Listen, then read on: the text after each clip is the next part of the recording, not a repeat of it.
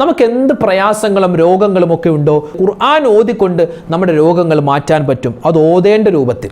ഖുർആൻ എന്ന് പറഞ്ഞാൽ സത്യവിശ്വാസികൾക്ക് രോഗശമനമാണ്, സത്യവിശ്വാസികൾക്ക് അത് ഒരു റഹ്മത്താണ്, കാരുണ്യമാണ്. വിശുദ്ധമായ ഖുർആൻ കൊണ്ട് നമ്മുടെ എല്ലാ രോഗങ്ങളും നമുക്ക് മാറ്റിയെടുക്കാം. മുത്തുനബി സല്ലല്ലാഹു അലൈഹി വസല്ലമ തങ്ങൾ സ്വപ്നത്തിൽ വന്നിട്ട് നബിതങ്ങൾ പഠിപ്പിച്ചു കൊടുത്ത വിശുദ്ധമായ ഖുർആനിലെ ഷിഫാഇൻ്റെ 6 ആയത്തുകൾ. ഷിഫായിൻ്റെ ആയത്ത് വലിയ ആയത്തൊന്നും, ചെറിയ ചെറിയ ആയത്തുകളാണ്. ഷിഫാഇൻ്റെ 6 ആയത്തോ എന്താണ് ഉസ്താദേ അത്? എന്താണ് ഈ ഷിഫ? എന്താണ് ഈ ഷിഫായിൻ്റെ ആയത്ത്? വ്യക്തമായി ഇൻഷാ അല്ലാഹ് ഇന്നത്തെ വീഡിയോയിൽ കേൾക്കാം. മഹാനായ ഖുശൈരി റഹ്മത്തുള്ളാഹി അലൈഹി മഹാനവറുകളെ കുറിച്ച് പറയുന്നു, ബഹുമാനപ്പെട്ടവരുടെ മകന്, ഈ അബുൽ ഖാസിമിൽ ഖുശൈരി റഹ്മത്തുള്ളാഹി അലൈഹിയുടെ മകന് ശക്തമായ രോഗം വന്നു. ശക്തമായ ചില പ്രശ്നങ്ങൾ വന്നു, പ്രയാസങ്ങൾ വന്നു, രോഗം വന്നു. മരണത്തോടടുക്കാറായി എന്നാണ്. മരണത്തോടടുക്കാറായി, അത്രമാത്രം പ്രശ്നങ്ങൾ വന്നു. ആ സമയത്ത് മഹാനവറുകൾ അള്ളാഹുവിൻ്റെ ഹബീബ് സ്വല്ലല്ലാഹു അലൈഹി വസല്ലമ തങ്ങളെ സ്വപ്നം കണ്ടു എന്നാണ്. അല്ലെ, നബിതങ്ങളെ സ്വപ്നത്തിൽ കാണണമെന്ന് മനസ്സിൽ കരുതിയിട്ട് ഒരുപാട് സ്വലാത്തുകൾ ചൊല്ലി അവരങ്ങനെ കിടക്കും. അങ്ങനെ കിടക്കുന്ന സമയത്ത് അള്ളാഹുവിൻ്റെ റസൂലിനെ സ്വപ്നത്തിൽ കണ്ടു. അള്ളാഹു ഞങ്ങൾക്ക് ആ തൗഫീക്ക് തരണേ റഹ്മാനെ. അങ്ങനെ നബിതങ്ങൾ സല്ലല്ലാഹു അലൈഹി വസല്ലമ തങ്ങൾ സ്വപ്നത്തിൽ വന്നപ്പോൾ തൻ്റെ മകൻ്റെ രോഗത്തിൻ്റെ കാര്യം ആ മഹാനവറുകൾ മുത്തായ ഹബീബിനോട് പറഞ്ഞു എന്നാണ്. ആ സമയത്ത് അള്ളാഹുവിൻ്റെ ഹബീബ് സല്ലല്ലാഹു അലൈഹി വസല്ലമ തങ്ങൾ 6 ആയത്തുകൾ, വിശുദ്ധമായ ഖുർആനിലെ പല സൂറത്തുകളിൽ നിന്നുള്ള ഷിഫാഇൻ്റെ 6 ആയത്തുകൾ. ഷിഫ എന്ന് പറഞ്ഞാൽ രോഗശമനത്തിന് നമുക്ക് ഓതാൻ പറ്റിയ, ഇത് ഓതിയാൽ രോഗശമനം ഉണ്ടാകുമെന്ന് മുത്തായ ഹബീബ് തന്നെ നമുക്ക് പഠിപ്പിച്ച 6 ആയത്തുകൾ. ഈ 6 ആയത്തുകൾ മുത്ത് റസൂല് പഠിപ്പിച്ചു കൊടുത്തു. അപ്പോൾ രോഗങ്ങൾ മാറി, കുട്ടി നല്ല ആരോഗ്യവാനും ബുദ്ധിമാനുമായി മാറി എന്ന് നമുക്ക് കിതാബിൽ കാണാം. അപ്പോൾ ഇൻഷാ അല്ലാഹ് മുത്തായ റസൂല് തന്നെ നേരിട്ട് മഹാനവറുകൾക്ക് പഠിപ്പിച്ചു കൊടുത്ത വിശുദ്ധമായ ഖുർആനിലെ ഷിഫാഇൻ്റെ ആയത്ത്. ഷിഫാഇൻ്റെ ആയത്ത് വലിയ ആയത്തൊന്നും, ചെറിയ ചെറിയ ആയത്തുകളാണ്. ഒന്നാമത്തെ ആയത്ത് കേട്ടോ, നിങ്ങൾക്ക് സ്ക്രീനിൽ കാണാം. അസ്സലാമു അലൈക്കും വറഹ്മത്തുള്ളാഹി, ബിസ്മില്ലാഹി വൽഹംദുലില്ലാഹി വസ്സലാത്തു വസ്സലാമു അലാ റസൂലില്ലാഹ്. അള്ളാഹു നമ്മുടെ ഈ ഒരു ദിവസം എല്ലാവിധ ബർക്കത്തിലും റാഹത്തിലുമാക്കുമാറാവട്ടെ. മുമ്പ് ഒരു നാട്ടിൽ ഒരു ഉസ്താദ് ഉണ്ടായിരുന്നു. ആ ഉസ്താദ് ഭക്ഷണം കഴിക്കാൻ വേണ്ടി ഓരോ വീടുകളിൽ പോവാറുണ്ട്. അങ്ങനെ പല സ്ഥലത്തും അങ്ങനെയാണല്ലോ, ചില ഉസ്താദുമാർക്ക് വീട്ടിലായിരിക്കും ചിലവ്. ആ വീട്ടിൽ പോയിട്ട് ഭക്ഷണം കഴിക്കുന്ന പതിവ് പല നാടുകളിലുമുണ്ട്. അപ്പോൾ അങ്ങനെ ഒരു വീട്ടിൽ ഭക്ഷണം കഴിക്കാൻ വേണ്ടി ചെന്നു. അവിടെ മേശപ്പുറത്തിരുന്നു, എല്ലാ ഭക്ഷണ സാധനങ്ങളൊക്കെ നിരത്തി വെച്ചിട്ടുണ്ട്. ഉസ്താദ് ഇങ്ങനെ ഭക്ഷണം കഴിക്കുന്നതിൻ്റെ ഇടയിൽ ശ്രദ്ധിച്ചപ്പോൾ ഒരു 500 രൂപയുടെ നോട്ട് അവിടെ ഇരിപ്പുണ്ട്. അപ്പോൾ ഉസ്താദ് അതിങ്ങനെ നോക്കുന്നുണ്ട്. ഉസ്താദ് ആ 500 രൂപ കണ്ടിട്ടുണ്ട് എന്ന് വീട്ടുകാർക്ക് മനസ്സിലായി. അപ്പോൾ ആ വീട്ടുകാരപ്പം തന്നെ ആ 500 രൂപ എടുത്തുകൊണ്ട് പോയാൽ ഉസ്താദ് എന്ത് വിചാരിക്കും? ആ ഉസ്താദിനെ കണ്ട് ഉസ്താദ് എടുക്കാതിരിക്കാൻ വേണ്ടി അവർ കൊണ്ടുപോയതായിട്ടും ഒരു വിചാരിക്കും. അവിടെ ഒരു വിഷമം വേണ്ട എന്ന് വിചാരിച്ച് വീട്ടുകാരത് എടുത്തില്ല. ഉസ്താദ് ആ കാശ് ഇങ്ങനെ നോക്കുന്നുണ്ട്, 500 രൂപ. അങ്ങനെ ഭക്ഷണമൊക്കെ കഴിഞ്ഞു, ഭക്ഷണമെല്ലാം കഴിച്ചു. ഉസ്താദ് ദുആയൊക്കെ ചെയ്തു. ഉസ്താദ് പള്ളിയിലേക്ക് പോയി. വീട്ടുകാർ വന്ന് ആ 500 രൂപ നോക്കുമ്പോൾ പൈസ കാണുന്നില്ല. അവിടെ വേറെ പുറത്തുനിന്ന് ആരും വന്നിട്ടില്ല, ഉസ്താദേ വന്നിട്ടുള്ളൂ. ഉസ്താദ് ഭക്ഷണം കഴിച്ചു പോയി, അപ്പോൾ തന്നെ പൈസ കാണുന്നില്ല. അവർക്കാണെങ്കിൽ ഭയങ്കര വിഷമമായി. എന്തിനാണ് ഉസ്താദ് നമ്മുടെ വീട്ടിൽ നിന്ന് പൈസ കട്ടെടുത്തത്? ഭയങ്കര വിഷമമായി. ഉസ്താദിനോട് അവർക്ക് നേരിട്ട് ചോദിക്കാനും ഒരു മടി. നമ്മൾ വലിയ ഉസ്താദല്ലേ, അവർക്ക് ചോദിക്കാനും ഒരു മടി. 6 മാസത്തിലൊരിക്കലാണ് ഓരോ വീട്ടിലും ചിലവിങ്ങനെ ആവർത്തിച്ചു വരിക. അപ്പോൾ 6 മാസം കഴിഞ്ഞ് ആ ഉസ്താദ് വീണ്ടും ആ വീട്ടിലേക്ക് ചിലവിന് വേണ്ടി വരികയാണ്. അങ്ങനെ ഭക്ഷണമൊക്കെ കഴിക്കുന്നതിൻ്റെ ഇടയിൽ ഈ വീട്ടുകാരൻ പറഞ്ഞു, ഉസ്താദേ, നമ്മുടെ പല സാധനങ്ങളൊക്കെ കാണാതെ പോകുന്നുണ്ട്, പല പൈസയൊക്കെ പല സ്ഥലത്തും വെച്ചിട്ട് കാണാതെ പോകുന്നുണ്ട്. അപ്പോൾ അതിനെന്തെങ്കിലും കിട്ടാൻ പരിഹാരമുണ്ടോ എന്ന് 500 രൂപ ഉസ്താദാണ് എടുത്തത്. അപ്പോൾ ഉസ്താദിൻ്റെ മനസ്സിലൊന്ന് കൊള്ളട്ടെ എന്ന് വിചാരിച്ച് ആ വീട്ടുകാരൻ പറഞ്ഞ ഒരു വാക്കാണെന്ത്, നമ്മുടെ വീട്ടിലെ പല സാധനമൊക്കെ കളവ് പോകുന്നുണ്ട്, മുമ്പ് ഒരു 500 രൂപ ഇവിടെ വെച്ചിരുന്നു, അതൊക്കെ കാണാതെ പോയി എന്നിങ്ങനെ പറഞ്ഞു. 500 രൂപ കാണാതെ പോയി എന്ന് ആ വീട്ടുകാരൻ പറഞ്ഞപ്പോൾ ഉസ്താദിന് വല്ലാത്തൊരു വെപ്രാളം, ഒരു വിഷമം. ഉസ്താദ് ഭക്ഷണം കഴിച്ചിട്ട് നേരെ ഇവരുടെ ഈ ഭക്ഷണം കഴിക്കുന്ന മേശയുടെ പുറകു ഭാഗത്തുള്ള ഭിത്തിയിൽ വലിയൊരു അലമാരയുണ്ട്, വലിയൊരു ഷെൽഫുണ്ട്. ആ ഷെൽഫിൽ നിന്നും വിശുദ്ധമായ ഖുർആൻ എടുത്തു. ഖുർആനിൻ്റെ അടിയിൽ അന്ന് 6 മാസം മുമ്പുണ്ടായിരുന്ന ആ 500 രൂപയുടെ നോട്ട് 6 മാസത്തിന് മുമ്പ് ആ വിശുദ്ധമായ ഖുർആനിൻ്റെ അടിയിൽ വെച്ച ആ 500 രൂപ നോട്ട് എടുത്തിട്ട് ഉസ്താദ് ഇങ്ങനെ കാണിച്ചു. ഇതാണോ മുമ്പ് കളവ് പോയ 500 രൂപ? അപ്പോൾ വീട്ടുകാർ നോക്കി, അതെ ഉസ്താദെ, ഉസ്താദിന് എവിടെ നിന്ന് കിട്ടി? നോക്കുമ്പോൾ ഞാനിത് കഴിഞ്ഞ പ്രാവശ്യം ഭക്ഷണം കഴിക്കാൻ വേണ്ടി വന്നപ്പോൾ ഞാൻ ഭക്ഷണം കഴിക്കുന്ന ഇടയിൽ ഈ 500 രൂപ കണ്ടു. ഇത് വേറെ ആരെയും എടുത്തു പോകണ്ട, നിങ്ങളെപ്പോഴും ഖുർആൻ ഓതുന്നവരല്ലേ, അപ്പോൾ അതുകൊണ്ട് ഖുർആൻ ഓതാൻ എടുക്കുമ്പോൾ അതിൻ്റെ അടിയിൽ നിന്ന് കിട്ടിക്കോട്ടെ എന്ന് വിചാരിച്ച് ആ ഖുർആൻ്റെ താഴെ ഞാൻ വെച്ചതാണ്. എനിക്ക് മനസ്സിലായി 6 മാസമായിട്ട് ആ ഖുർആൻ നിങ്ങൾ കൈകൊണ്ട് തൊട്ടിട്ട് പോലുമില്ല. അതൊന്ന് എടുത്തെങ്കിൽ ഈ 500 രൂപ നിങ്ങളെ കണ്ടേനെ. അപ്പോൾ ഇവിടെ സത്യത്തിൽ ആരാണ് വില്ലന്മാർ? ഉസ്താദാണോ അതോ വീട്ടുകാരാണോ? ഇത് ഒരുപക്ഷെ ഒരു സാങ്കല്പിക കഥയാവാം, അല്ലെങ്കിൽ ഇത് നടന്ന കഥയാവാം. എന്നോട് ഇങ്ങനെ പല ആളുകൾ ഇങ്ങനെ പറഞ്ഞതാണ്. അപ്പോൾ എന്താണെങ്കിലും ഈ ഒരു അവസ്ഥ ചിലപ്പോൾ 6 മാസമാണ് ആ വീട്ടുകാർ. നമ്മുടെയൊക്കെ വീടുകളിൽ 1 വർഷമായി, 2 വർഷമായി, 3-4 വർഷമായിട്ട് അനങ്ങാതെ നമ്മുടെ ഷെൽഫിൻ്റെ മുകളിൽ അങ്ങേ അറ്റത്ത് മൂലയിൽ ചിതല് പിടിച്ചിരിക്കുന്ന വിശുദ്ധമായ ഖുർആനിൻ്റെ ചില പേപ്പർ കഷ്ണങ്ങൾ എന്ന് തന്നെ പറയണം. കാരണം ഖുർആൻ എന്ന് പറയാനില്ല, എല്ലാം ചെതല് തിന്നു അല്ലെങ്കിൽ നനഞ്ഞു കുതിർന്നത് പോയി. ഈ വീട്ടിൽ മാറാല കെട്ടിക്കിടന്നാൽ അത് നീക്കം ചെയ്തില്ലെങ്കിൽ ദാരിദ്ര്യം വരുമെന്ന് മുത്തുനബി മുഹമ്മദ് മുസ്തഫ സ്വല്ലല്ലാഹു അലൈഹി വസല്ലം. വീടിൻ്റെ മൂലയിലൊക്കെ ചപ്പ് ചവറ് കൂട്ടിയിട്ടിരുന്നാൽ അവിടെയും ദാരിദ്ര്യം വരുമെന്ന് നബിതങ്ങൾ സ്വല്ലല്ലാഹു അലൈഹി വസല്ലമ പഠിപ്പിച്ച മുത്ത് റസൂൽ തന്നെ പലപ്പോഴും പറയാറുണ്ട്. വിശുദ്ധമായ ഖുർആൻ കൊണ്ട് വീട്ടിലേക്ക് ദാരിദ്ര്യം വരും, ഖുർആൻ കൊണ്ട് വീട്ടിലേക്ക് ബറക്കത്തും വരും. എങ്ങനെയാ ദാരിദ്ര്യം വരുന്നത്? വീട്ടിൽ ഖുർആനുണ്ട്, പക്ഷെ അത് ഓതുന്നില്ല. ആ ഖുർആൻ ആ വീട്ടുകാരെ ശപിക്കുമെന്ന് മുത്തുനബി സ്വല്ലല്ലാഹു അലൈഹി വസല്ലം. അതുകൊണ്ട് ഈ പറയുന്ന ഞാനും എൻ്റെ ശബ്ദം കേൾക്കുന്ന എൻ്റെ പ്രിയപ്പെട്ട മുത്തുമുഅ്മിനീങ്ങളോടും പറയട്ടെ, നമ്മുടെ വീട്ടിലൊക്കെ ഖുർആൻ ഇഷ്ടം പോലെ ഉണ്ട് അല്ലേ? ഇപ്പോൾ കഴിഞ്ഞ ദിവസം കണ്ടൊരു വീഡിയോ വളരെയധികം സങ്കടപ്പെടുത്തുന്നതാണ്. ഒരുപക്ഷെ നിങ്ങളൊന്നും കണ്ടിട്ടുണ്ടാവില്ല, കണ്ടവരും ഉണ്ടാവാം. വളരെയധികം സങ്കടപ്പെടുത്തുന്നത്, അതായത് 2 ചാക്ക് നിറയെ 2 സഹോദരന്മാർ ഇങ്ങനെ പിടിച്ചുകൊണ്ടുവരികയാണ്. നോക്കുമ്പോൾ എന്താ, അത് പാമ്പും അതുപോലെ വേറെ എന്തെങ്കിലും വിഷജന്തുക്കളെ കൊണ്ടുവരുന്നതല്ല, ഇങ്ങനെ ചാക്ക് നിറയെ കൊണ്ടുവരുന്നു. നോക്കുമ്പോൾ എന്താ, വിശുദ്ധമായ ഖുർആൻ. എവിടെ നിന്ന്? ആക്രിക്കടയിൽ നിന്നും. പഴയതൊക്കെ എടുക്കുന്ന ആക്രിക്കടയിൽ നിന്നും എന്തുകൊണ്ട് വിശുദ്ധമായ ഖുർആൻ കൊണ്ടുവരുന്നു. ആക്രിക്കടക്കാരൻ വിളിച്ചു പറഞ്ഞു, കുറച്ച് ഖുർആൻ ഇവിടെ ഇരിപ്പുണ്ട്, അത് കൊണ്ടുപോകാൻ പറ്റുമോ? ആരോ കൊണ്ടുവന്ന പുസ്തകങ്ങളുടെ ഇടയിൽ വെച്ച് ആരും കാണാതിരിക്കാൻ കൊണ്ടുവന്ന് ഇവിടെ തൂക്കി വിറ്റിട്ട് പോയതാണ്.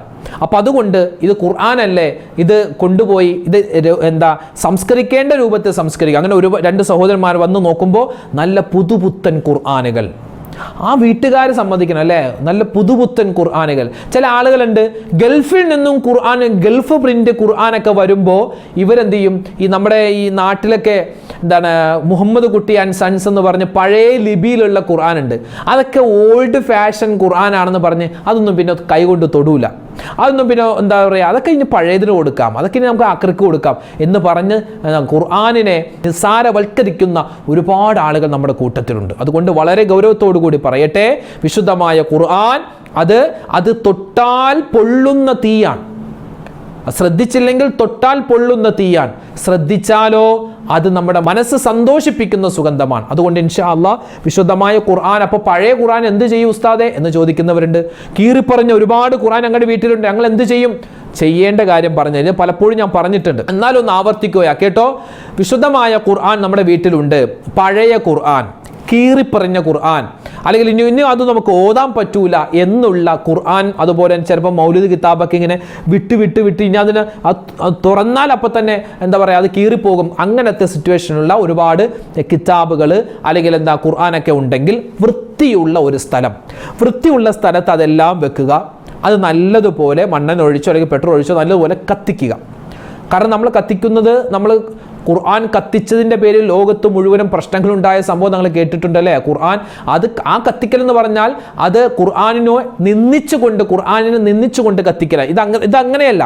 ഈ ഖുർആൻ നല്ല രൂപത്തിൽ സംസ്കരിക്കണം ഈ ഖുർആനിനോടുള്ള അദബും മര്യാദയൊക്കെ പാലിച്ചുകൊണ്ട് വുദുവൊക്കെ എടുത്ത് ഖുർആൻ ഒരു നല്ല വൃത്തിയുള്ള സ്ഥലത്ത് വെച്ച് അതിനകത്ത് എന്തെങ്കിലും നല്ലതുപോലെ കത്താൻ വേണ്ടി പെട്രോളോ മണ്ണെണ്ണയോ ഒക്കെ ഒഴിച്ചിട്ട് നല്ലതുപോലെ കത്തിക്കുക. എന്നിട്ട് ആ ചാരം മുഴുവനായും എടുത്ത് നമ്മൾ ഒരു പുഴയിലോ ഒരു അരുവിയിലോ അല്ലെങ്കിൽ ഒരു കായലിലോ കടലിലോ അല്ലെങ്കിൽ നല്ല കുളത്തിലോ കൊണ്ടുപോയി ഒഴുക്കുക. ഇതാണ് ചെയ്യേണ്ടത്. ഇത് ഉപയോഗിക്കാൻ പറ്റാത്ത ഖുർആന്റെ കാര്യം പറയാം. വീട്ടിലുള്ള എല്ലാ ഖുർആൻ എടുത്ത് കത്തിക്കാനല്ല, ഉപയോഗിക്കാൻ പറ്റാത്ത, നമുക്കത് ഓതാൻ പറ്റൂല, നമുക്കത് എന്താണ്, നമ്മളിങ്ങനെ പേജൊക്കെ മറിച്ച് പേജ് കീറിപ്പോയിട്ടുണ്ട്, നമുക്കത് നോക്കി ഓതാൻ പറ്റാത്ത ഒരു സാഹചര്യം വരുമ്പോഴാണ് ഇങ്ങനെ ചെയ്യാൻ നമുക്ക് അനുവാദം മഹത്തുക്കൾ നമുക്ക് തന്നിട്ടുള്ളത്. അപ്പോൾ ഈ കാര്യം പ്രത്യേകം ശ്രദ്ധിക്കുന്നതോടൊപ്പം തന്നെ വിശുദ്ധമായ ഖുർആനിന് നേരെ കാല് നീട്ടാമോ ഉസ്താദെ എന്ന് ഒരുപാട് പേര് ചോദിച്ചിട്ടുണ്ട്. ഒരിക്കലും പാടില്ല. ഖുർആനിന് നേരെ കാല് നീട്ടാൻ പാടില്ല. അതുപോലെ തന്നെ ഖുർആൻ എടുത്ത് മടിയിൽ വെച്ചിട്ട് ഓതുന്ന ചില ആളുകളുണ്ട്. അതും ഒരു അദബ് കേടാണ്. ഹറാമാണെന്നും പറയുന്നില്ല, അദബ് കേടാണ്. പിന്നെ ഖുർആൻ ഒരിക്കലും നമ്മൾ താഴെയല്ല വെക്കേണ്ടത്, മുകളിൽ തന്നെ. ഇൻഷാ അല്ലാഹ് അത് നമുക്ക് എണ്ണി പറയാം. അതിനു മുമ്പ് ഞാനൊന്ന് പറഞ്ഞു തരട്ടെ. വിശുദ്ധമായ ഖുർആൻ അതൊരു അത്ഭുതമാണ്. അല്ലാഹു തആല പറയുന്നു, വനുനസ്സിലു മിനൽ ഖുർആനി മാ ഹുവ ശിഫാഉൻ വറഹ്മത്തുൻ ലിൽ മുഅ്മിനീൻ. ഖുർആൻ എന്ന് പറഞ്ഞാൽ അതെന്താണ്? സത്യവിശ്വാസികൾക്ക് രോഗശമനമാണ്, സത്യവിശ്വാസികൾക്ക് അത് ഒരു റഹ്മത്താണ്, കാരുണ്യമാണ്. നമുക്ക് എന്ത് പ്രയാസങ്ങളും രോഗങ്ങളും ഒക്കെ ഉണ്ടോ, ഖുർആനിക ചികിത്സ കൊണ്ട്, ഖുർആൻ ഓതിക്കൊണ്ട് നമ്മുടെ രോഗങ്ങൾ മാറ്റാൻ പറ്റും, അത് ഓതേണ്ട രൂപത്തിൽ. ഇവിടെ ചില മഹത്തുക്കൾ നമുക്ക് പഠിപ്പിച്ചു. അതായത് മഹാനായ ഖുശൈരി റഹ്മത്തുള്ളാഹി അലൈഹി, മഹാൻ അവരുകളെ കുറിച്ച് പറയുന്നു, ബഹുമാനപ്പെട്ടവരുടെ മകന്, ഈ അബുൽ ഖാസിമിൽ ഖുശൈരി റഹ്മത്തുള്ളാഹി അലൈഹിയുടെ മകന് ശക്തമായ രോഗം വന്നു. ശക്തമായ ചില പ്രശ്നങ്ങൾ വന്നു, പ്രയാസങ്ങൾ വന്നു, രോഗം വന്നു, മരണത്തോടടുക്കാറായി എന്നാണ്. മരണത്തോടടുക്കാറായി, അത്രമാത്രം പ്രശ്നങ്ങൾ വന്നു. ആ സമയത്ത് മഹാനവറുകൾ അള്ളാഹുവിൻ്റെ ഹബീബ് സ്വല്ലല്ലാഹു അലൈഹി വസല്ലമ തങ്ങളുടെ സ്വപ്നം കണ്ടു എന്നാണ്. അതായത് ചിലപ്പോൾ ഒരുപാട് സ്വലാത്തുകൾ ചൊല്ലി മഹാനവറുകൾ കിടന്നിട്ടുണ്ടാവും. അവരൊക്കെ വലിയ മഹാന്മാരല്ലേ, അല്ലെ? നബിതങ്ങളെ സ്വപ്നത്തിൽ കാണണമെന്ന് മനസ്സിൽ കരുതിയിട്ട് ഒരുപാട് സ്വലാത്തുകൾ ചൊല്ലി അവരങ്ങനെ കിടക്കും. അങ്ങനെ കിടക്കുന്ന സമയത്ത് അള്ളാഹുവിൻ്റെ റസൂലിനെ സ്വപ്നത്തിൽ കണ്ടു. അള്ളാഹു ഞങ്ങൾക്കും ആ തൗഫീക്ക് തരണേ റഹ്മാനെ. അങ്ങനെ നബിതങ്ങൾ സല്ലല്ലാഹു അലൈഹി വസല്ലമ തങ്ങൾ സ്വപ്നത്തിൽ വന്നപ്പോൾ തൻ്റെ മകൻ്റെ രോഗത്തിൻ്റെ കാര്യം ആ മഹാനവറുകൾ മുത്തായ ഹബീബിനോട് പറഞ്ഞു എന്നാണ്. ആ സമയത്ത് അള്ളാഹുവിൻ്റെ ഹബീബ് സല്ലല്ലാഹു അലൈഹി വസല്ലമ തങ്ങൾ 6 ആയത്തുകൾ, വിശുദ്ധമായ ഖുർആനിലെ പല സൂറത്തുകളിൽ നിന്നുള്ള ഷിഫാഇൻ്റെ 6 ആയത്തുകൾ. ഷിഫ എന്ന് പറഞ്ഞാൽ രോഗശമനത്തിന് നമുക്ക് ഓതാൻ പറ്റിയ, ഇത് ഓതിയാൽ രോഗശമനം ഉണ്ടാകുമെന്ന് മുത്തായ ഹബീബ് തന്നെ നമുക്ക് പഠിപ്പിച്ച 6 ആയത്തുകൾ. ഈ 6 ആയത്തുകൾ ഒരു പാത്രത്തിൽ എഴുതുകയും അതിനെ വെള്ളം കൊണ്ട് മായ്ക്കുകയും ആ വെള്ളം കുട്ടിയെ കുടിപ്പിക്കുകയും ചെയ്തു. ആര്? മഹാനായ അബുൽ ഖാസിമിൽ ഖുശൈരി റഹ്മത്തുള്ളാഹി. 6 ആയത്തുകൾ മുത്ത് റസൂൽ പഠിപ്പിച്ചു കൊടുത്തു. ആ 6 ആയത്തുകളും മഹാനവറുകൾ എന്ത് ചെയ്തു? ഒരു പാത്രത്തിൽ അത് എഴുതുകയും അതിനെ വെള്ളം കൊണ്ട് മായ്ക്കുകയും ആ വെള്ളം കുട്ടിക്ക് കുടിക്കാൻ കൊടുക്കുകയും ചെയ്തപ്പോൾ രോഗങ്ങൾ മാറി, കുട്ടി നല്ല ആരോഗ്യവാനും ബുദ്ധിമാനുമായി മാറി എന്ന് നമുക്ക് കിതാബിൽ കാണാം. അപ്പോൾ ഇൻഷാ അല്ലാഹ് മുത്തായ റസൂല് തന്നെ നേരിട്ട് മഹാനവറുകൾക്ക് പഠിപ്പിച്ചു കൊടുത്ത വിശുദ്ധമായ ഖുർആനിലെ ഷിഫാഇൻ്റെ ആയത്ത്. ഷിഫാഇൻ്റെ ആയത്ത് വലിയ ആയത്തൊന്നും, ചെറിയ ചെറിയ ആയത്തുകളാണ്. ഒന്നാമത്തെ ആയത്ത് കേട്ടോ, നിങ്ങൾക്ക് സ്ക്രീനിൽ കാണാം. വിശുദ്ധമായ സൂറത്തു തൗബയുടെ 14-ാമത്തെ ആയത്താണ്. വയശ്ഫി സുദൂറ ഖൗമിൻ മുഅ്മിനീൻ. വല്ലാത്തൊരു ആയത്താണ് അല്ലേ? ഈ ഒരു ആയത്ത് ഷിഫാഇൻ്റെ ആയത്താണ്. രണ്ടാമതായി മുത്ത് റസൂൽ സല്ലല്ലാഹു അലൈഹി വസല്ലമ തങ്ങൾ പഠിപ്പിച്ചു കൊടുക്കുന്നു. സൂറത്തു ശുഅറാഇന്റെ 80-ാമത്തെ ആയത്ത്, വഇദാ മരിൽതു ഫഹുവ യശ്ഫീൻ. മഹാനായ അബുൽ ഖാസിമിൽ ഖുശൈരി റഹ്മത്തുള്ളാഹി അലൈഹി മഹാനവറുകൾ തൻ്റെ മകനിക്ക് എഴുതി വെള്ളം കൊണ്ട് മായ്ച്ചു കുടിപ്പിച്ച 2-ാമത്തെ ആയത്താണ് നമ്മൾ പറഞ്ഞത്, വഇദാ മരിൽതു ഫഹുവ യശ്ഫീൻ എന്ന ആയത്ത്. ഇനി 3-ാമതായി വിശുദ്ധമായ സൂറത്ത് യൂനുസിന്റെ 57-ാമത്തെ ആയത്ത്, ഖദ് ജാഅതുകും മൗഇളതും മിർ റബ്ബികും വശിഫാഉൻ ലിമാ ഫിസ്സുദൂർ. ഈ ആയത്ത് അത് പ്രധാനപ്പെട്ട ആയത്താണ്. വിശുദ്ധമായ ഖുർആൻ സൂറത്ത് യൂനുസിന്റെ 57-ാമത്തെ ആയത്താണ്. 4-ാമതായി മുത്തായ ഹബീബ് സല്ലല്ലാഹു അലൈഹി വസല്ലമ തങ്ങൾ പറഞ്ഞു കൊടുത്ത ആയത്ത് സൂറത്തു നഹ്ലിന്റെ 69-ാമത്തെ ആയത്താണ്. ഏതാണത്? യഖ്റുജു മിൻ ബുതൂനിഹാ ശറാബുൻ മുഖ്തലിഫുൻ അൽവാനുഹു ഫീഹി ശിഫാഉൻ ലിന്നാസ്. തേനീച്ച അതിൻ്റെ വായിൽ നിന്നും വരുത്തുന്ന തേനിനെ പറ്റിയുള്ള ആയത്താണ്. ഷിഫാ കിട്ടും അല്ലേ, അതുമായി ബന്ധപ്പെട്ട് പറയുന്ന ആയത്താണ് ഈ ആയത്തും. അത് ഷിഫാഇൻ്റെ ആയത്താണ്. സൂറത്ത് നഹ്ൽ 69. ഇനിയോ അഞ്ചാമതായി സൂറത്ത് ഇസ്രാഇൻ്റെ 82-ാമത്തെ ആയത്ത്, വനുനസ്സിലു മിനൽ ഖുർആനി മാ ഹുവ ശിഫാഉ വറഹ്മത്തുൽ ലിൽ മുഅ്മിനീൻ.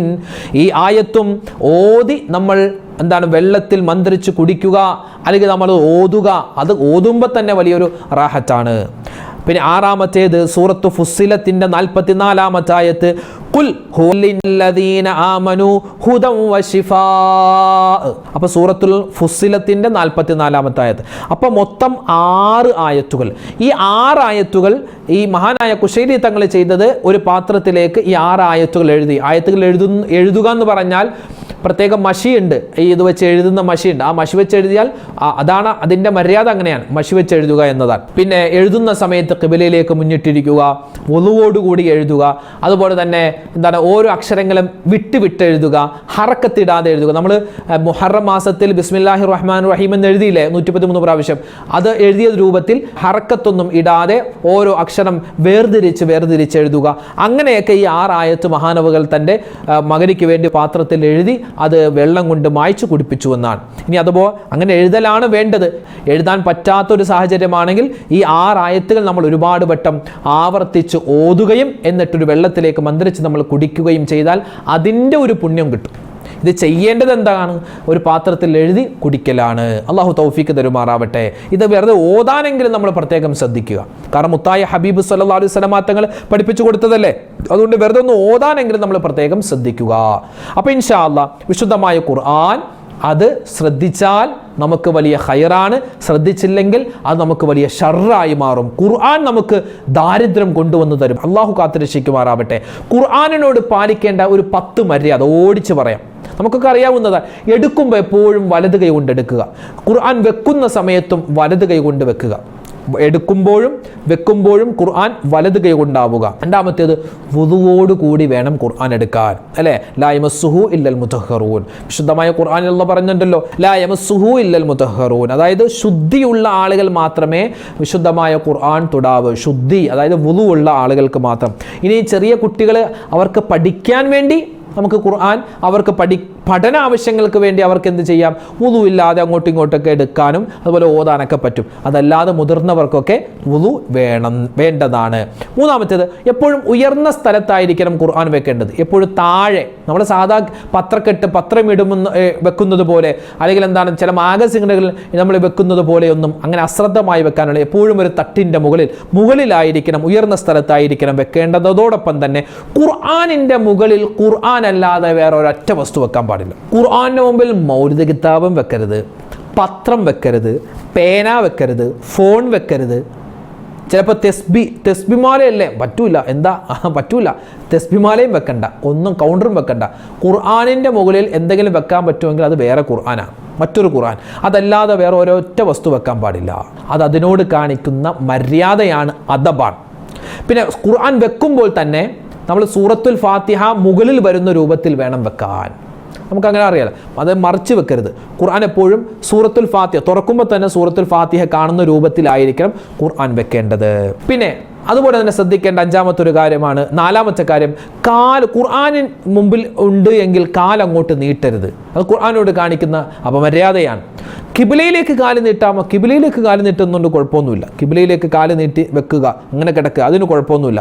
പക്ഷെ ഖുർആൻ അവിടെ ഉണ്ടാവാൻ പാടില്ല. ഖുർആനിൻ്റെ നേരെ കാല് നീട്ടാൻ പാടില്ല. അഞ്ചാമത്തേത് അരക്ക് താഴേക്ക് ഖുർആൻ ചില ആളുകൾ ഖുർആൻ ഇങ്ങനെ രജിസ്റ്റർ ബുക്ക് പിടിക്കുന്നത് പോലെ ഇങ്ങനെ പിടിച്ച് തൂക്കി കൊണ്ടുപോകുന്നതാണ്. ഖുർആൻ ഷെൽഫിൽ നിന്ന് ഇടത് കൈ കൊണ്ട് എടുക്കും, എന്നിട്ടോ അതിങ്ങനെ തൂക്കി പിടിച്ചുകൊണ്ട് താഴെ ഇങ്ങനെ പോകും. രജിസ്റ്റർ ബുക്ക്, നമ്മൾ ഹാജർ ബുക്കൊക്കെ കൊണ്ടുപോകുന്നത് പോലെ അങ്ങനെ ഒരിക്കലും ചെയ്യാൻ പാടില്ല. താഴേക്ക് വെക്കാൻ പാടില്ല, തൂക്കിക്കൊണ്ട് നടക്കാൻ പാടില്ല. എപ്പോഴും ഹൃദയത്തോട് ചേർത്ത് പിടിക്കും, ഇങ്ങനെ പിടിക്കണം, അല്ലെങ്കിൽ ഉയർത്തി പിടിക്കണം, നെഞ്ചിൻ്റെ ഭാഗത്ത് വരണം. ഇങ്ങനെ താത്തിങ്ങനെ കൈ ഇങ്ങനെ പിടിച്ച് അങ്ങനെ കാണിക്കരുത്. അതുപോലെ ആറാമതായി ശ്രദ്ധിക്കേണ്ടത്, ഖുർആൻ മറിക്കുമ്പോൾ ഈ തുപ്പുനീര് തൊട്ടിട്ട് മറിക്കുന്ന പരിപാടി അത് വേണ്ട. ഒരിക്കലും നമ്മുടെ ഉമിനീര് ഖുർആനിലേക്ക്, നമ്മൾ ചിലപ്പോൾ ഓതുന്ന സമയത്തൊന്ന് ചിലപ്പോൾ 1-2 ഈ തുപ്പിലൊക്കെ തെറിക്കും, അത് അഫു ചെയ്യപ്പെടും, മാപ്പ് ചെയ്യപ്പെടും. അതല്ലാതെ ഉമിനീരെടുത്ത് നമ്മൾ ഈ പേജ് മറിക്കാൻ നിൽക്കരുത്. ഖുർആനാണ്, അപ്പോൾ എങ്ങനെ മറിക്കും? നമ്മൾ ഈ മുകളിൽ നിന്നിങ്ങനെ ഖുർആൻ്റെ പേജ് ഉണ്ട്, മുകളിൽ നിന്ന് ഇങ്ങനെ നമുക്ക് എടുക്കാൻ പറ്റും. ഇങ്ങനെ ഒരു തോണ്ടിയാൽ അതിങ്ങനെ ഓരോ പേജ് ഇങ്ങനെ വരും, അങ്ങനെ നമുക്ക് മറിക്കാം. അല്ലെങ്കിൽ നമുക്കിങ്ങനെ ഒരു പേജ് എടുത്തിട്ട് ഇങ്ങനെ ഒന്ന് തിരുമിയാൽ ഓരോ പേജായിട്ട് മറിഞ്ഞു വരും. അതല്ലാതെ തുപ്പുനീര് വെച്ചിട്ട് എടുക്കാൻ പാടില്ല. പിന്നെ മറ്റൊരു കാര്യം, നമ്മൾ നേരത്തെ പറഞ്ഞതുപോലെ ഖുർആനിൻ്റെ ഇടയിൽ പേന, ഫോണ്, ന്യൂസ് പേപ്പറിൻ്റെ കഷ്ണം, തസ്ബീ ഒന്നും വെക്കരുത്. ഖുർആനിൻ്റെ ഇടയിൽ വെക്കാൻ ഉണ്ടെങ്കിൽ അത് ഒരു നൂലുണ്ടല്ലോ, നൂലുണ്ടാകും, ഒരു മഞ്ഞ പച്ചയൊക്കെ നൂല്, ആ നൂല് മാത്രം അടയാളത്തിന് വെക്കാം. അതല്ലാതെ ഖുർആൻ്റെ പേജ് പോലും ഈ മടക്കി വെക്കാൻ പാടില്ല. ഇതൊക്കെ തനിച്ച ഹറാമാണ് എന്നൊന്നുമല്ല പറഞ്ഞതിൻ്റെ അർത്ഥം. പക്ഷെ സൂക്ഷിക്കൽ നമുക്ക് നിർബന്ധമാണ്, അങ്ങനെ തന്നെ പറയണം. സൂക്ഷിക്കൽ നിർബന്ധമാണ്. കാരണം ഖുർആനോട് ഇതുപോലുള്ള അപമര്യാദയായ കാര്യങ്ങൾ ചെയ്താൽ നമ്മുടെ ഈമാൻ തന്നെ നഷ്ടപ്പെടാൻ കാരണമാണ്. ഏഴാമത്തേത്, ഖുർആൻ തുറന്നിട്ട് സംസാരിക്കരുത്. ഖുർആൻ തുറന്ന് ഓതിക്കൊണ്ടിരിക്കുമ്പോൾ എന്താണ് വളുരിബ് ലഹും, അല്ലെ, യാസീനൊക്കെ ഓതിക്കൊണ്ടിരിക്കും, വളുരിബ് ലഹും മസലൻ അസുഹാബൽ, അപ്പോൾ ഞാൻ ഉഴാറ്, എന്താണ് വിശേഷം? ഖുർആൻ ഇങ്ങനെ തുറന്നു വെച്ചിരിക്കുകയാ. അങ്ങനെയല്ല, ആരെങ്കിലുമൊക്കെ വരുമോ എന്തെങ്കിലും സംസാരിക്കാനുണ്ടെങ്കിൽ ഖുർആൻ മടക്കി വെക്കുക, മടക്കി വെച്ചിട്ട് വേണം സംസാരിക്കാൻ. അങ്ങനെ സംസാരിച്ച് അയാൾ പോയി കഴിഞ്ഞ് പിന്നെ ഖുർആൻ തുറന്നിട്ട് അഊദും ബിസ്മിയും ഓതിയിട്ട് വേണം പിന്നെ ബാക്കി നമ്മൾ ഓതാൻ. ഇനി എട്ടാമത്തേത്, വെറുതെ നോക്കിയിരിക്കുക, ഖുർആനിലേക്ക് വെറുതെ നോക്കിയിരിക്കുക. അതുപോലെ തന്നെ കഅബയിലേക്ക് വെറുതെ നോക്കിയിരിക്കുക, മാതാപിതാക്കളുടെ മുഖത്തേക്ക് നോക്കിയിരിക്കുക, ഖുർആനിലേക്ക് നോക്കിയിരിക്കുക. പ്രത്യേകം നല്ലതാണ്, ഒരുപാട് നന്മകൾ നമുക്ക് കിട്ടുന്നതാണ്. ഒമ്പതാമത്തേത്, ഖുർആൻ എപ്പോഴും ഒരു സുരക്ഷിതമായ സ്ഥലത്ത് വേണം വെക്കാൻ. അടുക്കളയിൽ ഖുർആൻ കൊണ്ടുപോയി വെക്കരുത്. അതുപോലെ ഫ്രിഡ്ജിൻ്റെ മുകളിലൊക്കെ കൊണ്ടുപോയി ഖുർആൻ വെക്കും. സുരക്ഷിതമായ സ്ഥലമാണെങ്കിൽ വെക്കാം, പക്ഷേ കുട്ടികളൊക്കെ എടുക്കാതിരിക്കാനാണെങ്കിൽ നമുക്ക് വെക്കാം. പക്ഷെ നനയാൻ സാധ്യതയുള്ള, കത്തിപ്പോവാൻ സാധ്യതയുള്ള, ചിതലരിക്കാൻ സാധ്യതയുള്ള സ്ഥലത്തൊന്നും കൊണ്ടുപോയി ഖുർആൻ വെക്കരുത്. 10, കേട് വന്നാൽ പരമാവധി ശരിയാക്കുക. ഖുർആൻ ഒരു ഭാഗം കീറിപ്പോയി, നമ്മൾ ഈ സെല്ലോ ടേപ്പൊക്കെ വെച്ചൊന്ന് ഒട്ടിക്കുക. ഒരു പേജ് കീറിയെന്ന് പറഞ്ഞാൽ ഖുർആൻ എടുത്ത് മാറ്റേണ്ട കാര്യമില്ല. എവിടെയെങ്കിലും വിട്ടുപോയി, പേജ് വിട്ടുപോയി, ഒട്ടിക്കാൻ പറ്റുമെങ്കിൽ ഒട്ടിക്കുക. ഖുർആനിനെ ഒന്ന് പരിപാലിക്കുക, അതിന് വലിയൊരു പുണ്യമാണ്. പിന്നെ ഇനി നമുക്ക് ഒരിക്കലും ഓതാൻ പറ്റാത്തൊരു സാഹചര്യത്തിലേക്ക് ഖുർആൻ ഇങ്ങനെ മാറിയെങ്കിൽ, കുതിർന്നു പോയി, കത്തിപ്പോയി എങ്കിൽ, നമ്മൾ നേരത്തെ പറഞ്ഞതുപോലെ അത് വൃത്തിയുള്ള സ്ഥലത്ത് അതൊന്ന് കത്തിച്ച് അതിൻ്റെ ചാരം ശുദ്ധിയുള്ള വെള്ളത്തിൽ ഒഴുക്കലാണ് വേണ്ടത്. ഖുർആനോട് ചെയ്യേണ്ടതും ചെയ്യാൻ പാടില്ലാത്തതുമായ 10 കാര്യങ്ങൾ പറഞ്ഞു. അതോടൊപ്പം തന്നെ വിശുദ്ധമായ ഖുർആനിലെ 6 പ്രധാനപ്പെട്ട ചില ഷിഫാഇൻ്റെ ആയത്തുകൾ, ഏത് രോഗത്തിനും ഏത് പ്രയാസങ്ങളുണ്ടെങ്കിലും പ്രശ്നങ്ങളുണ്ടെങ്കിലും നമുക്ക് ഈ ആയത്തുകളൊക്കെ ഓതിയിട്ട് നമുക്കിങ്ങനെ മന്ത്രിച്ച് വെള്ളം കുടിക്കാം. അതുപോലെ തന്നെ ഇത് നമുക്ക് വെറുതെ ഓതാം. അതുപോലെ ഇത് എഴുതി നമുക്ക് അത് മായ്ച്ച് നമുക്ക് വെള്ളം കുടിക്കാം. അതൊക്കെ വലിയ മഹത്തുക്കളൊക്കെ ചെയ്ത് അവരുടെ ജീവിതത്തിൽ വലിയ മാറ്റമുണ്ടായ കാര്യങ്ങൾ നമുക്ക് ഓരോരുത്തരും അവരുടെ കിതാബുകളിൽ വെച്ച് എഴുതി നമുക്ക് പഠിപ്പിച്ചു തരുകയാണ്. അല്ലാഹു സുബ്ഹാനഹു വ തആല വിശുദ്ധമായ ഖുർആനിനോടുള്ള മര്യാദകളൊക്കെ പാലിക്കാൻ നമുക്ക് തൗഫീഖ് തരുമാറാവട്ടെ. എല്ലാവിധ ഖൈറും അല്ലാഹു നമുക്ക് ജീവിതത്തിൽ നൽകട്ടെ, എല്ലാവിധ സമാധാനവും നൽകട്ടെ. ആമീൻ യാ റബ്ബൽ ആലമീൻ. ഒരുപാട് പേര് നമ്മളോട് ദുആരക്കാൻ പറഞ്ഞിട്ടുണ്ട്. ഇൻഷാ അല്ലാഹ് ഇന്നത്തെ മജ്ലിസിലൊക്കെ പ്രത്യേകം ആരൊക്കെ നമ്മളോട് ദുആ ചെയ്യാൻ പറഞ്ഞിട്ടുണ്ടോ എല്ലാവർക്കും വേണ്ടി ദുആ ചെയ്യുന്നുണ്ട്, എപ്പോഴും ഉണ്ട്. അല്ലാഹു തആല ആരൊക്കെ നമ്മളോട് ദുആരക്കാൻ ഓരോ വീഡിയോകൾക്ക് താഴെയും പറയുന്നുണ്ടോ, വസിയത്ത് പറയുന്നുണ്ടോ, എല്ലാവരുടെയും ഹലാലായ മുറാദ് ഹാസിലാക്കട്ടെ. വിഷമങ്ങൾ, പ്രയാസങ്ങൾ അല്ലാഹു മാറ്റിക്കൊടുക്കട്ടെ. ഖുർആനിനെ ബഹുമാനിക്കുന്നവരുടെ കൂട്ടത്തിൽ നമ്മളെ ഉൾപ്പെടുത്തട്ടെ. ആ ഖുർആൻ കാരണം സ്വർഗ്ഗത്തിൽ കടക്കുന്നവരുടെ കൂട്ടത്തിൽ അല്ലാഹു നമ്മളെ എല്ലാവരെയും അവൻ്റെ ജന്നാത്തുൽ ഫിർദൗസിൽ സന്തോഷത്തോടുകൂടി ഒരുമിച്ച് ചേരുന്നവരിൽ ഉൾപ്പെടുത്തുമാറാവട്ടെ. ആമീൻ യാ റബ്ബൽ ആലമീൻ. അസ്സലാമു അലൈക്കും വറഹ്മത്തുള്ളാഹി തആല വബറകാതുഹു.